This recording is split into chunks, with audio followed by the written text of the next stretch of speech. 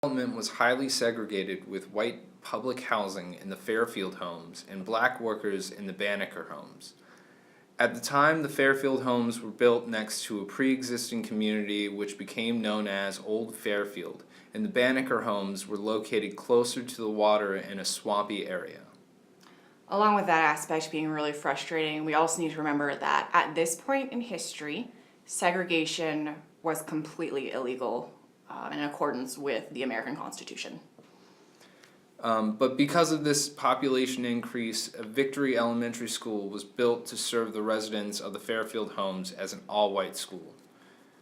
Fairfield is an interesting area because unlike Curtis Bay and Brooklyn, which were segregated for a strictly white population, Fairfield had a mix. This makeup slowly changed after some industry disinvestment from Bethlehem Steel caused some of the white residents to leave the area, opening up the Fairfield homes to black residents.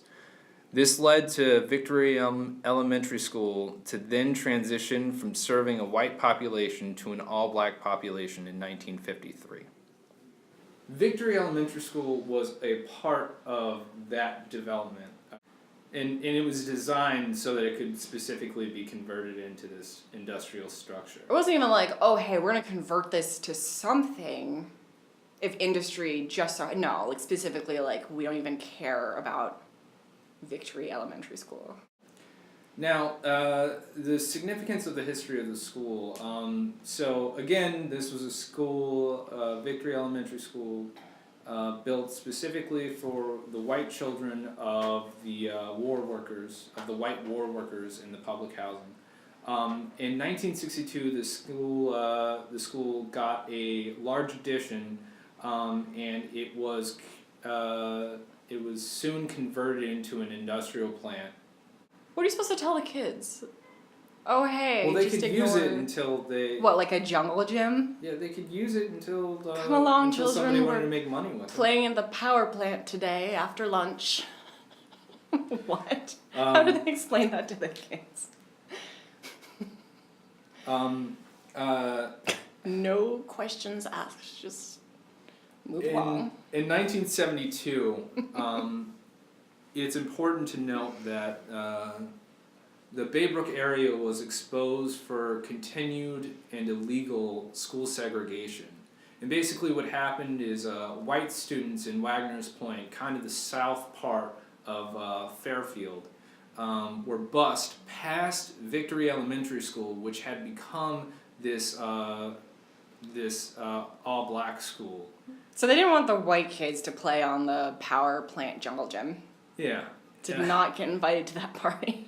So they bust all these white students past this all-black school. Just busted around the problem, because that's basically how white people go about life.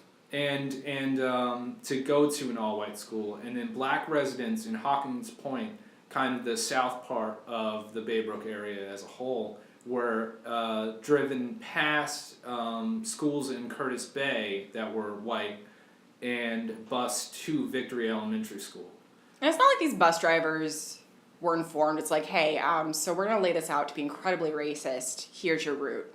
So it's just all these, like, oh, no, seriously, like, all these people, like, doing their bit, and then, like, it adds together, and, like, now in, like, 2017, like, 2018, it's like, oh, well, this is some major stuff going on. But at this point, it's just, like, similar to now, where it's just like, oh, hey, a new policy has been implemented, we have no idea what it's doing, but, well, okay. So, just to kind of put that in historical context. This is pointed out in 1972, and it took them 2 years to solve this problem. And they solved it by busing 60 white students from Wagner's Point Just 60. to Victory Elementary School. So probably the problematic white kids who wouldn't sit still because they hadn't been diagnosed with ADHD yet. I don't know. Well, and it's important to remember that Wagner's Point is the south point of Fairfield. And it's not like they took the kids from Victory and it's like, here, go to like a nice little Montgomery County school or something. It's just like, we're just going to bust some white kids and now we can put it into the newspaper. Oh, look at that. Yeah, Isn't that cute? And what they did was, Fairfield as a whole is the most polluted area of the Baybrook area.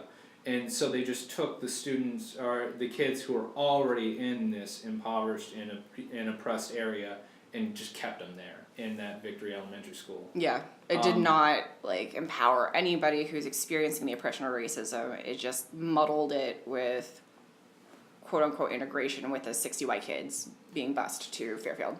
And a year after, in 1975, Victory Elementary School was the poorest school in all of Maryland, with a median family income of $2,703.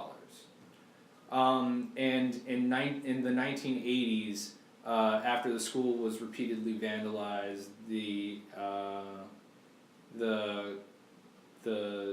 elementary school was torn down, and because the elementary school was kind of a community center for this area, this led to a lot of disinvestment and abandonment of the area. Which is honestly just very, very sad, because in my internship at Ben Franklin, it's based off of a community school model, which is formed on the thought process that a school is a hub of a community.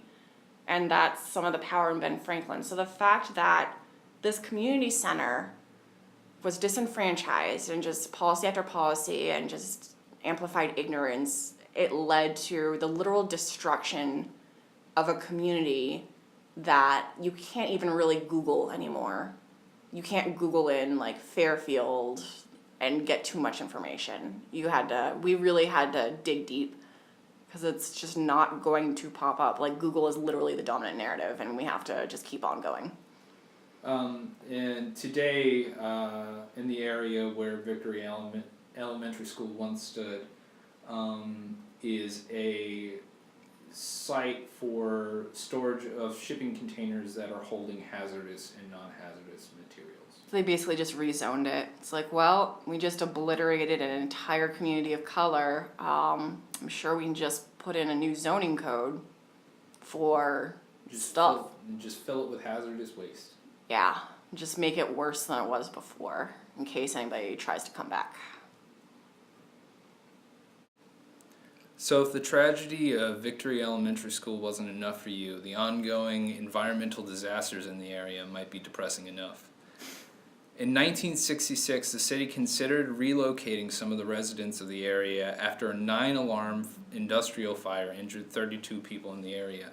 Still tons of fires in the area, by the way. That's a consistent concern. And a 9-alarm fire means 9 firehouses responded to this one fire. In 1971, this was attempted again by trying to classify the area for urban renewal, but this was soon abandoned. In 1972, the area lost access to clean drinking water, and despite the Patapsco wastewater treatment plant being located directly next to the community did not have access to water until 4 years later. Also, the Baltimore water system has been very, very broken down, misappropriated funds, literally spilling water money out of everything. It's just, yeah. So it all ties together with a lot of wasted money. To close the 70s, CSX railroad car derailed, spilling 9,000 gallons of sulfuric acid. That same year, 1979, there was an explosion at a BP oil plant causing a 7-alarm fire, and 700 people were forced to leave because of these disasters. When the city finally agreed to relocate 100 of the residents of Fairfield, coincidentally the same year of 1988, when chromium-contaminated soil was identified at the same wastewater treatment plant,